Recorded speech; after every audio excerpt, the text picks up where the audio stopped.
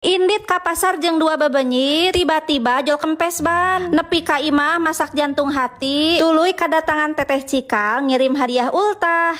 Samemeh Indit balang siar, tah ieu si Buni teh eukeur mungkus heula barang. Ngarah sakalian Indit balang siar teh, urang bari ngirimkeun paket pesenan customer. Mudah-mudahan mulus rahayu nepikeun ka tempat tujuan. Alhamdulillah mungkus paketna geus beres. Lanjut we ayeuna mah urang gaskeun OTW. Barikot ngingintil ieu dua bebenyit teh ning ieu. Kieu dari libur sakola teh kocok hayang mimilu ka mamana teh. Geuleuyeung we ning ieu nyelebrung si Buni teh. Ning tuh teu karasa geus nepi we di kantor paket. Bari nungguan urang bari ngamera sorangan heula tah. Alhamdulillah ngirim paketna geus beres. Lanjut we ayeuna mah urang ka lokasi kadua. Tah singkat cerita ieu geus nepi we di pasar. Ari batur mah di pasar teh ngalaan duit. Ari si Bunit mah kalah micenan duit besti. Heueuh keun bae we asa sing babari deui we ngarahna. Tah ieu mimiti urang micen ka tukang cabe. Da kumaha atuh besti, cabe mah geuningan kudu aya wae di imah teh. Rek murah rek mahal anger we dibeli. Karek oge 5 lengkah tuh geus pinuh keresekna teh. Lanjut we ning ieu kana persabunan biar mesin cuci selalu berbusa. Geuleuyeung deui we ning ieu ka hareup numpak senal. Tah ayeuna mah urang meuli bako heula keur pusaka hiji-hijina besti. Lanjut ieu meuli pesanan si teteh santri. Detik kamari mah di mana teuing meuli nu kieu. Tah ulah poho deui meuli tomat. Ari tomat ka asup buah atawa sayur besti. Da si Bunit mah lamun masak teh sok kudu ditomatan wae. Hayu ieu meuli tomatna geus beres. Tuluy eta bebenyit hayang jagong manis cenah tah. Geus ieu teu kuat panas jeung hareudang. Atuh geuleuyeung we ning ieu si Bunit teh OTW balik. Ari pek teh apa yang terjadi sia besti? Dikersakeun jol kempes eta ban tukang teh. Heueuh maklum atuh da meureun anu mawana ge sagede kitu. Singkat cerita alhamdulillah geus nepi deui di rorompo. Tah ieu kondisi imah ketika pulang ti pasar. Hayu ieu urang langsung beresan, tapi samemeh beberes urang genti heula bajuna besti. Ngarah leluasa bergerak, ngarah bebas susat-susut. Tring tah geus disalin we ayeuna mah. Arek gogolepakan, arek susat-susut ku baju oge moal ingis ieu mah. Lanjut we hayu urang beresan besti. Menikot lieur kieu kana sirahna ge nempokot paburisat kieu mah. Da paling tegenah atuh lamun nempo barang lamun cicing lain dina tempatna. Tah ieu karpetna urang kebutkeun heula besti. Tuluy wadah nu rarewokna kumpulkeun dina kokoba. Kot sing tarorojol ti unggal juru sigana teh. Atuh geus ngumpul mah urang make juru stereh we